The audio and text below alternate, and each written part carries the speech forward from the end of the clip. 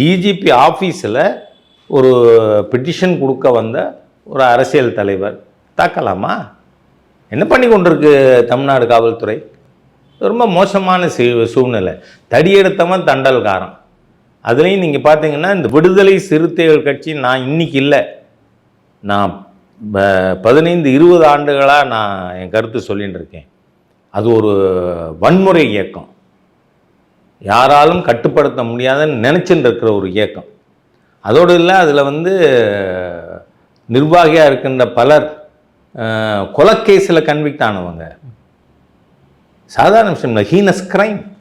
அந்த மாதிரியே இருக்கக்கூடிய ஒரு கட்சி அப்படி தான் நடந்துக்கும். அந்த கட்சியை கையில் வச்சுருக்க முதலமைச்சர் ஒரு ஸ்டர்ன் வார்னிங் விடுதலை சிறுத்தை கொடுத்துருக்கணும். இந்த மாதிரி நீங்கள் நடந்துப்பீங்கன்னா நீங்கள் என் கூட்டணியில் இருக்க முடியாது என் கட்சியோட அப்படின்னு சொல்கிறதுக்கு தைரியம் இல்லைன்னா எதுக்கு ஒரு கட்சி நடத்தணும் ஒருத்தர்? அதனால் முழு ஃபால்ட் இது முதலமைச்சரோடு தான்.